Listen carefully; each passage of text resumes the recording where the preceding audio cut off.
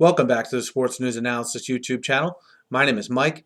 I'm continuing my Week 5 previews and analysis. This video is for the Monday Night Football game, which will take place down in Atlanta between the Falcons and the New York Jets. The Falcons coming in with a record of 1-3, the Jets with a record of 2-2. The Jets, it's really a question of Geno Smith and him not turning the ball over. And so far, in his 2 games on the road, he's basically been a turnover machine. And most notably last week, he turns the ball over 4 times against the Titans.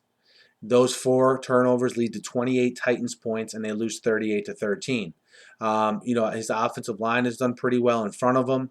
He's made some errant throws at times, some bonehead fumbles at times. He needs to shore that stuff up, and I think what's going to add to his struggles this week against the Falcons potentially is the fact that he could not have Santonio Holmes, Stephen Hill, and maybe both of them, as Holmes recovers from a hamstring and Stephen Hill goes through the concussion test this week after suffering a concussion against the Titans. So I worry about Geno Smith in this game going into a loud environment on Monday Night Football against a team that must win with any lack of weapons, especially when his running game, I know that Bilal Powell had a very good game 2 weeks ago, but this is not a running game that's been consistent yet, and I don't look at that to be too much of a help for the young Geno Smith on the road here. That defense is a good unit, okay? But when you're constantly getting put in bad field position, when you're constantly on the field, it's going to be tough on any defense. I like what I see from the young Jets defense. We'll see if they can put pressure on Matt Ryan. I don't like the Jets secondary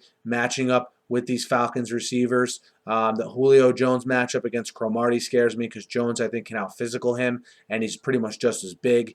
You also have Roddy White against whoever he's lined up against. I know he's banged up and recovering from the high ankle sprain, but still, they have pretty much no one who can cover him. And never mind, obviously, Tony Gonzalez, who had a great game in the loss to the Patriots. You saw at the end of the game the Falcons start to pick up momentum offensively. I think that continues in this game.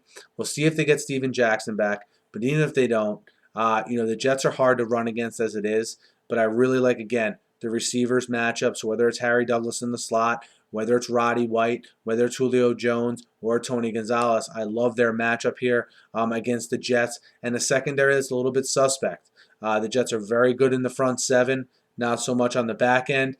With Sam Baker out, it looks like he was hurt. It looks like he might not play this week, their left tackle. I expect Matt Ryan to have to get the ball out quick. I think he'll have no problem doing that. I know the Falcons have several injuries all over the field for this team. I think it's going to hurt them against the better teams, like it hurt them against the Patriots at home last week.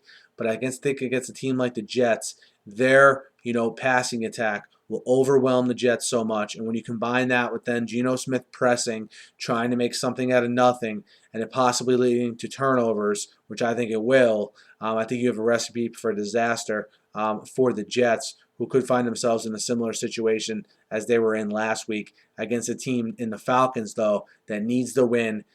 Was a Super Bowl contender thought to be coming into the season, and will have their hair on fire on a Monday night at home after getting beat pretty good, other than that late rally by the Patriots at home. Atlanta team with a lot of pride. Expect them to come out ready to play.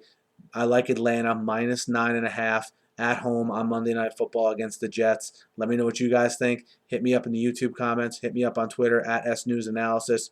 Guys, be sure to subscribe to my channel. I preview every game every week. I recap every game every week. And I'm always talking the news of the day here in the NFL. Thanks again for listening. Be sure to subscribe and have a great night.